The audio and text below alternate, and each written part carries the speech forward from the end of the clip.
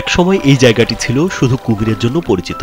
এখন সেটি রূপ নিয়েছে দেশি মাছের এক ব্যতিক্রমী মেলায়। ইতিহাস, ঐতিহ্য ও প্রকৃতির অনন্য মেলবন্ধনে সাজানো এই দিঘি এখন পর্যটকদের কাছে নতুন আকর্ষণ।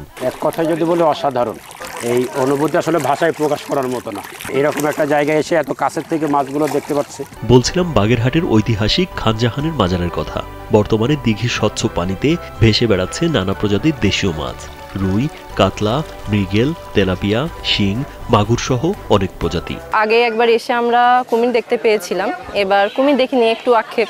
জীবন অবাক না করলে কে করবে? 28% মিল্ক ফ্যাটের অবাক করার সাথে ফ্রেশ মিল্ক পাউডার। জীবন অবাক করুক প্রতিদিন। সব মিলাই মাছগুলো দেখেছি, এটা সম্ভবত নতুন সংযোজন হয়েছে, তো এটা দেখে ভালো লাগছে এবং বাচ্চাদের জন্য এটা আসলে মজার একটা বিষয়। রোদে ঝলমলে পানির নিচে রঙিন মাছের ঝাঁক যেন নাচছে ছন্দে ছন্দে।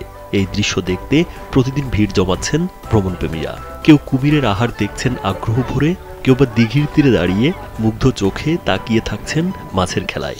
ওর অনুভূতিটা আজকে দেখতেছি একটু বেশি, মানে এরকম আনন্দ কখনো তো পাইনি। এরকম একটা ঐতিহাসিক যে দিঘি, সেটার মধ্যেও মাছকে খাবার দিতে পেরে আমাদের ভালো লেগেছে। মনে হয়েছে যে না, সব কিছুই প্রাকৃতিক। এখানে হিউজ পরিমাণে মাছ ছাড়া হয়েছে। এখানে আমরা আসলে, আগেও যখন আসছে আমরা খাবার দেই, খাবার দিলে মাছগুলো একদম কোলের কাছে চলে আসে। চেয়ারম্যান ফকির তরকুল ইসলাম একটা উদ্যোগ নিল সবাইকে নিয়ে যৌথভাবে দিঘিতে মাছ দেওয়ার জন্য। তাই আমরা একত্র হয়ে যৌথভাবে দিঘিতে মাছ ছাড়লাম। কিন্তু এই মাছ দেখে বিদেশি যারা দর্শনার্থীরা আসে তারা খুব খুশি। আমরা প্রতিদিন বাজারে আসি এবং এখানে মাছদের খেতে দিই, দেখতে খুব ভালো লাগে। স্থানীয় প্রশাসনের পক্ষ থেকে জানা গেছে, দিঘির পানি ও জীববৈচিত্র্য রক্ষায় নেওয়া হয়েছে বিশেষ উদ্যোগ।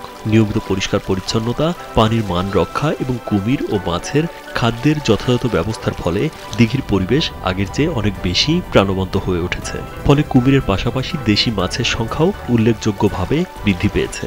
পাঙ্গাস, রুই, কাতল, মিনার carp, glass carp, black carp, China পুঁটি, বিভিন্ন ধরনের মাছ আমরা ছাড়ছি। মানুষের চিত্ত বিনোদন বা যে দর্শনার্থীদের একটা বিশেষ আনন্দ দেবে। বর্তমানে আপনারা যদি দেখেন হাজার হাজার মাছ ঘাটলে আসে, রঙিন বা বিভিন্ন প্রজাতির মাছ এখানে আমরা ছাড়ছি। ইতিহাস, ধর্মীয় ঐতিহ্য আর প্রাকৃতিক সৌন্দর্যের এই মিলন মঞ্চ এখন বাগেরহাটের অন্যতম আকর্ষণ।